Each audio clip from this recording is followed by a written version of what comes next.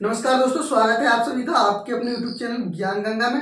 दोस्तों आज की वीडियो में हम बात करने वाले हैं बिहार शिक्षक भर्ती 2023 फेज 1 और फेज 2 से जुड़े कुछ ऐसे सवाल जिसको लेकर काफी लोग उलझे हुए हैं। जैसे कि क्या वेटिंग लिस्ट जारी होगी, फेज 1 की जो वैकेंसी है जब बची हुई सीट फेज 2 में शामिल कर दिया गया है तो वेटिंग लिस्ट कैसे जारी होगी, और हम बात करेंगे कब जारी होगी और आपको कैसे पता चलेगा। तो काफी लोग इसके सस्पेंस में है कि जब बची हुई सीट को क्या कर दिया गया है, फेज 2 में शामिल कर दिया गया है, तो हमारी सेकेंड लिस्ट वेटिंग लिस्ट जारी होगी या नहीं होगी, कब जारी होगी, कैसे जारी होगी और कैसे पता चलेगा।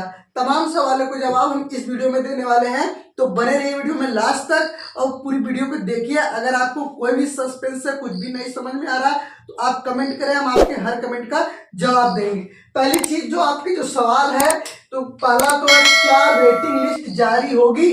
तो हाँ, वेटिंग लिस्ट जारी होगी, यानी कि जब आपके जितने लोग सिलेक्शन किए हैं, काउंसलिंग कराए हैं, उन लोगों को क्या हो रहा है, स्कूल अलॉटमेंट हो जा रहा है। स्कूल अलॉटमेंट होने के बाद जो लोग यहाँ नहीं पहुंच रहे हैं तो उनके नाम की एक लिस्ट बनाई जा रही है कि ये लोग अनुपस्थित है क्या कि कुछ लोगों का सिलेक्शन जो है बिहार में ही टीजीटी में हुआ और पीजीटी में भी क्वालिफाई करे प्लस प्राइमरी में भी क्वालिफाई करे, कुछ लोग दो में क्वालिफाई करे, साथ ही साथ कुछ लोग केवीएस में भी क्वालिफाई किए हैं। अभी केवीएस प्राइमरी का रिजल्ट आया है, कुछ लोग केवीएस भी क्वालिफाई किए, तो कुछ लोग जो केवीएस क्वालिफाई किए हैं और बिहार प्राइमरी को क्या कर दे रहे हैं, छोड़ के केवीएस को ज्वाइन कर ले रहे हैं। तो और साथ ही साथ कुछ लोग जो है प्राइमरी और पीजीटी में हुए तो प्राइमरी को छोड़कर पीजीटी ज्वाइन कर ले रहे हैं। तो ऐसे में कुछ लोगों का जो है बिहार नहीं भा रहा है, बिहार में सिलेक्शन होने के साथ साथ उनका केवीएस में भी निकल गया है, तो जो है केवीएस में चले जा रहे हैं। ऐसे में चाहे वो टीजीटी की हो, चाहे वो पीजीटी की हो, चाहे प्राइमरी की सीट हो, वो सीट खाली हो रही है। और जो बात बची हुई सीट की है, क्या बची हुई सीट को जो शामिल कर दिया जा रहा है, तो आपको बताया बची हुई सीट वही है जिस पर कोई क्वालिफाई नहीं कर पाया। जैसे अब बिहार फेज 1 में जो कुछ आपके पीजीटी के जो जितने भी सीट थी उतने उम्मीदवारों ने आवेदन नहीं किया, आवेदन के साथ साथ क्वालिफाइंग मार्क्स जो था उतने क्वालिफाइंग मार्क्स भी नहीं लाए, इस वजह से वो सीट बची हुई है। तो जिस सीट पर लोग क्वालिफाई किए हैं उसके बाद सीट छोड़ रहे हैं, नहीं सिलेक्शन ले रहे हैं, वो सीट क्या होगी, उसकी एक वेटिंग लिस्ट जारी होगी।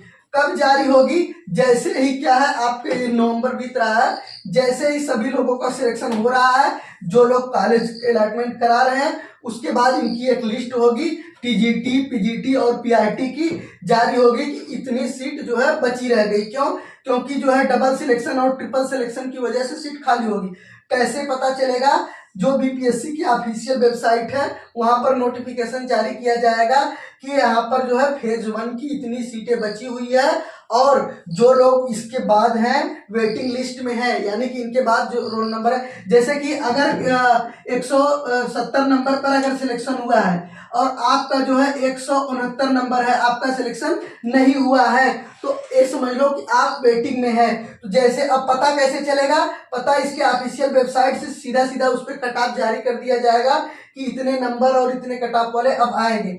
जब बची हुई सीट को फेज 2 में शामिल कर दिया, वो जो फेज 2 में शामिल किया गया है जिस पर कोई क्वालिफाई नहीं कर पाया वही शामिल किया है। जो जिस सीट पर लोग क्वालिफाई कर लिए हैं वो सीट रिजर्व हो गई है और उसकी नोटिफिकेशन आपको जो है पता चल जाएगा ऑफिशियल वेबसाइट से, जिसको हम अपने चैनल के माध्यम से आपको दे देंगे। और भी कुछ लोगों का सवाल है, तो उसमें कुछ लोग कह रहे हैं कि वहाँ पर कुछ समस्या हो रही है हमको जो है काउंसलिंग को लेकर, या फिर तमाम समस्याएं हो रही है जानकारी को लेकर। तो आपको जो जरूरी जानकारियां हैं वो वेबसाइट पर नोटिफिकेशन पर जो है लगातार आ रही हैं, और कुछ जानकारियां जो आपके है तो वो आपको वहां पर डायरेक्ट पर पहुंचने पर पता चल रहा है। तो गाइस, अगर कोई आपको जानकारी ऐसी है जो आपको नहीं समझ में आ रही है, कोई डॉक्यूमेंट से संबंधित या लिस्ट से संबंधित, तो आप कमेंट जरूर करें। आज की वीडियो में इतना ही, मिलते हैं फिर नेक्स्ट वीडियो में नई जानकारी के साथ।